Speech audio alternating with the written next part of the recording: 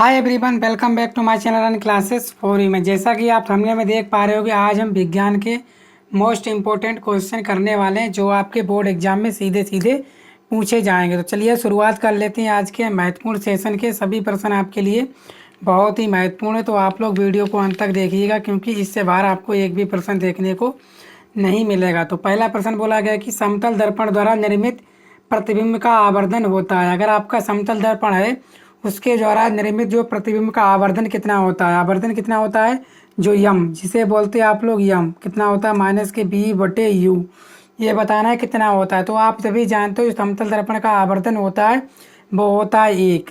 Sir होता क्यों है? क्योंकि समतल दर्पण की एक खासियत ये है कि आप दर्पण से जितनी दूर खड़े होते उतनी दूरी पर आपका क्या बनता है, प्रतिबिंब बनता है। यानी कि जो बी है वो यू के बराबर होता है, तभी ये क्या हो जाते हैं, आपस में बराबर होके कट जाते हैं, तभी वो आपका एक आ जाता है। समझ में आ गया?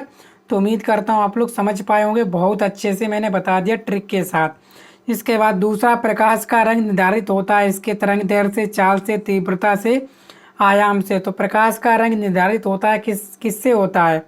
तो आप सभी जानते हो जो प्रकाश का रंग निर्धारित होता है वो होता है आपका तरंग दैर्ध्य से।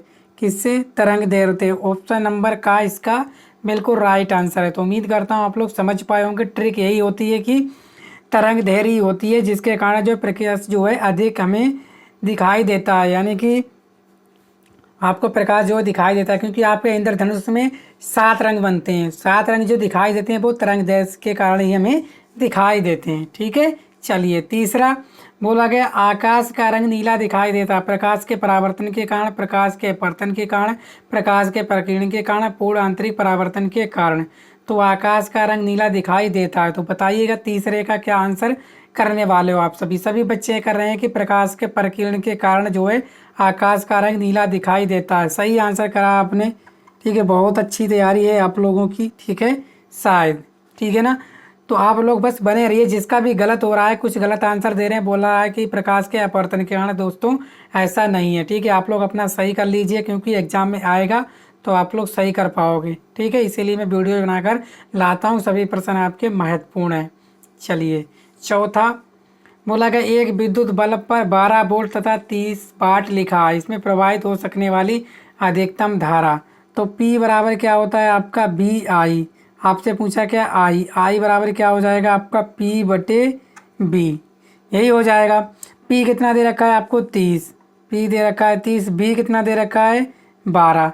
जब आप काटोगे 4 तियाँ 12 और नहीं 4 से नहीं, आप इधर काटोगे 6 से, 6 दूनी 12, 6 पंजे 30, कितना आ गया आपका 5/2। 5/2 का आधा कितना होता है 2.5, कितना एम्पियर। ठीक है ना। इसको जब काटोगे 2 से भाग करोगे तो 2 दूनी 4, 1 बचा 2 पंजे 10 एम्पियर। ठीक है, 2.5 एम्पियर इसका सही आंसर हो जाएगा। तो उम्मीद करता हूँ आप लोग समझ पाए होंगे।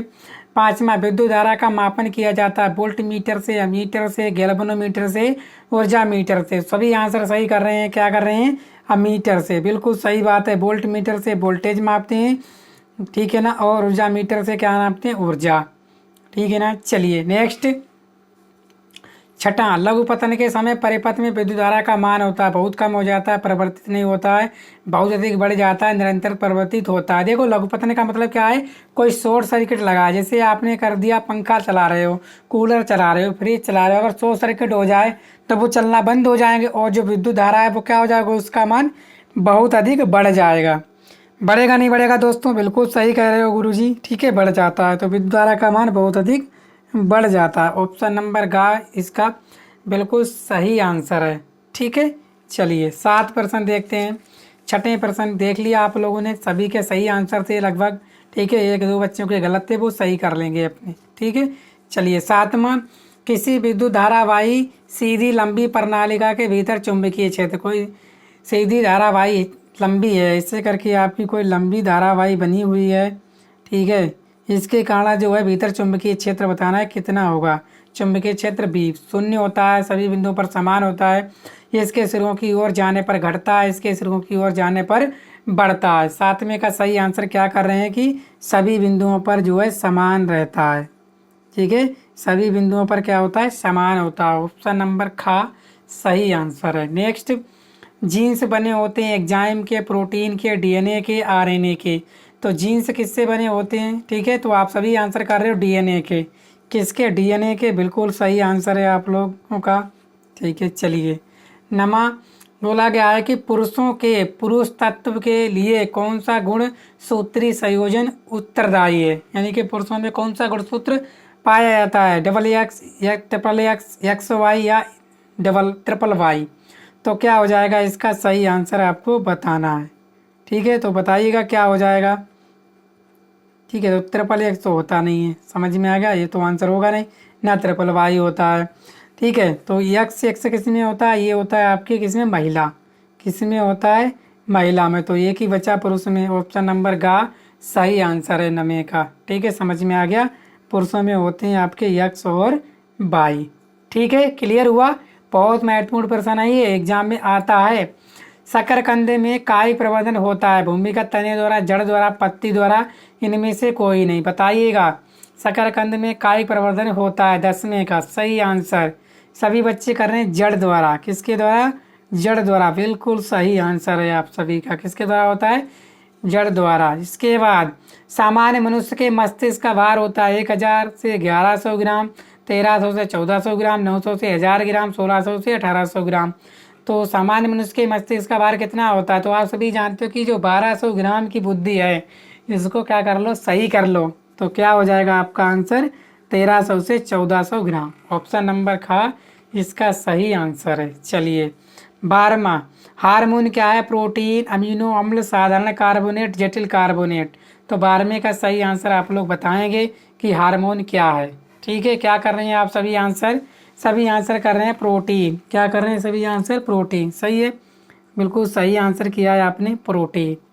ठीक है, तो आपके जो आंसर है बिल्कुल सही जा रहे हैं और आपकी बहुत ही लाजवाब और बेहतरीन तैयारी है। तो बस आप लोग वीडियो को शेयर करना अपने दोस्तों के साथ, चैनल को सब्सक्राइब भी कर लीजिए, क्योंकि शेयर करने का और चैनल सब्सक्राइब करने का कोई आपसे पैसा नहीं लिया जाता। बस हमें मोटिवेशन मिलता है नए नए वीडियो बनाने के लिए और आप सभी को हेल्प करने के लिए, जिससे आप बोर्ड एग्जाम में 80% से ऊपर 90% नंबर ला, जो आपने अपना लक्ष्य बनाया हुआ है, और अपने मम्मी पापा का सपना को पूरा कर पाओ। ठीक है, 13वां पित्त का संश्लेषण होता है पित्ताशय में, वक्र में, यकृत में, अमाशय में। बताइएगा 13 का सही आंसर। तो सभी बच्चे कर रहे हैं 13 का आंसर यकृत। क्या? यकृत। सही आंसर, बिल्कुल राइट आंसर है। आपकी तैयारी बहुत लाजवाब है। पल्मोनरी सिरा रुधिर लाती है दाहिने लिंद में, बाएं लिंद में, बाएं निलय में, दाहिने निलय में। तो बताइएगा पल्मोनरी सिरा जो है रुधिर लाती है। ठीक है, ये दो प्रश्न जो है बहुत VVIP है, इसको आप भूल मत जाना। कहाँ? बाइने अलिंद में। 14 का खा। ठीक है, बाएं अलिंद में। ब्यूटेनोन में क्रियात्मक समूह है OH CHO। ठीक है, ये वाला C++O COH। देखो OH होता है आपका आल। किसका होता है? आल। ये होता है आपका अल। ये होता है आपका ओइक अम्ल। क्या होता है? ओइक अम्ल। तो आप समझ गए होगे आपका आंसर क्या होने वाला है ये। ठीक है, सही आंसर है आप सभी का। प्रोपेनॉल है। प्रोपेनॉल क्या है? जिसमें OH ग्रुप हो। देखो ये तो हो नहीं सकता, ना तो ये हो सकता है ना ये, तो एक ही बचा है आपका ऑप्शन नंबर घा। देखो मेथ है तो प्रोप, 3 कार्बन वाले को प्रोप बोलते हैं। OH क्रियात्मक समूह लगा है, इसका आल लगा देते हैं। क्या हो जाएगा आपका? आल। इसके बाद परावर्तनी भट्टी का उपयोग होता है प्रगलन में, निस्तापन में, बेसमीकरण में या अति शीतलन में। तो 70वें का सही आंसर बच्चे कर रहे हैं क्या? निस्तापन में। क्या किस में कर रहे हैं? निस्तापन में। सही है आंसर। ठीक है, आपकी तैयारी को मैं दाद देनी पड़ेगी। ठीक है ना, बहुत लाजवाब तैयारी है, बहुत अच्छे आंसर कर रहे हो आप सभी। इसके बाद धातु है बोरान, लिथियम, सिलिकॉन या कार्बन। कौन सी धातु है? तो धातु बच्चा बता देगा धातु, अगर आपने पढ़ी होगी तो। ठीक है, जो पहले और दूसरे वाली हैं वही हैं आवर्तकी क्या है आपकी धातु। ठीक है, चलिए वर्ग वाली। इसके बाद Na2CO3 का प्रचलित नाम है भ्रंजक चूर्ण, baking powder, Dhawan soda, plaster of Paris. 19 का आंसर बताना है। तो Na2CO3 का प्रचलित नाम क्या है? तो आप सभी बच्चे जानते हो क्या है, वो है आपका धावन सोडा। क्या है? धावन सोडा। ठीक है, चलिए, तो उम्मीद करता हूँ आप लोग समझ पाए होंगे। वीडियो को शेयर करना, चैनल पर पहली बार है चैनल को सब्सक्राइब भी कर लीजिएगा। मिलते हैं नेक्स्ट वीडियो में। Thank you.